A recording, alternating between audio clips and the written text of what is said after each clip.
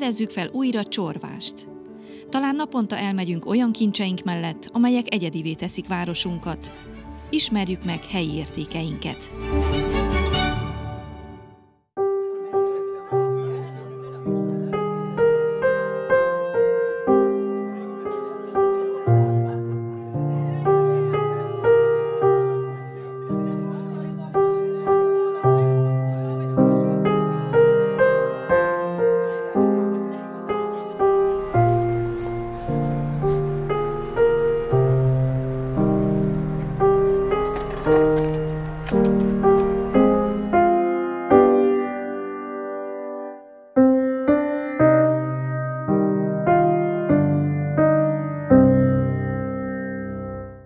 Ezt a helytörténeti gyűjteményt, amikor megalakítottuk, akkor elsősorban arra gondoltunk, hogy összeszedjük, illetve összegyűjtsük ezeket a régi értékeket, amelyek a nagyszüleinknek, dédnagyszüleinknek a használatában vagy a kezelésében voltak, és azt szerettük volna, hogy ezek ne vesszenek el. Ezeket meg tudjuk majd mutatni a késői utókor számára bármikor.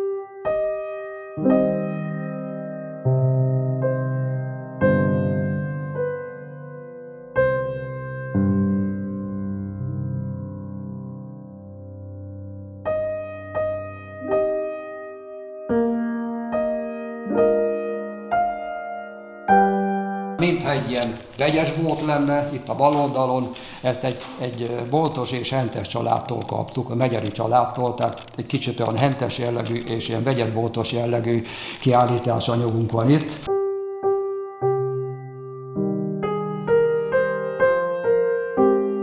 Itt a hátam mögött, itt pedig láthatunk egy ilyen kis Schuster felszerelést, ez a Juhász Kálmánnak az édesapjáé volt, a felszerelések nagy része, őtőle kaptuk, és megpróbáltunk egy ilyen kis Schuster salkot, hiszen valamikor Csorváson itt legalább 10 vagy 12 csizmadia Schuster volt, aki abból tartotta el a családát, és meg is éltek belőle.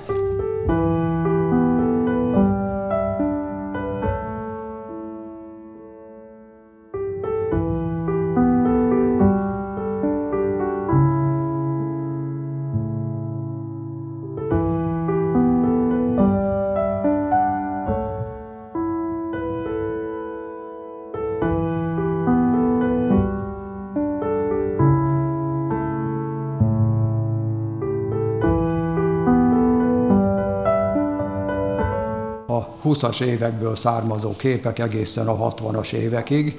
Itt az asztalon lévő képek, ezek pedig olyanok, hogy majdnem a fényképezés őskorától kezdődően vannak fényképek, hiszen ha megnézzük, akkor láthatjuk, hogy tényleg ezek olyanok. 1910-es évekből származó olyan emberek, akik kivándoroltak Amerikába, és onnan küldték ezeket a fényképeket egy részét. Tehát itt kezdődnek ezek a régi fényképek, és hát a 20-as, illetve a 60-as, 70-es évekig fényképek vannak, mert az még talán hozzátartozik ahhoz, hogy a helyi értékként ugye nyilvántartsuk.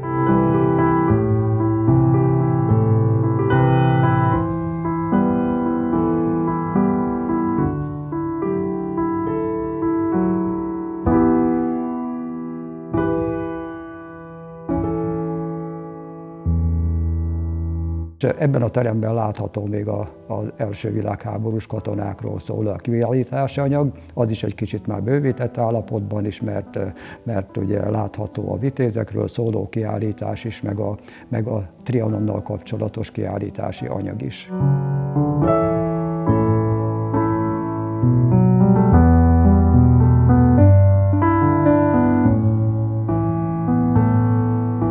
Van, aki a csorvási katonákról akarja megnézni, a történelmünkhöz tartozik, az is megnézik azt a kiállításanyagot.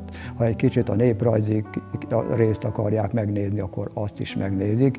Főleg ezek a nyári táboros gyerekek, mert azok azért valamilyen céllal ott összejönnek a táborban, és eljönnek ide is, és megnézik ezt a helyet is.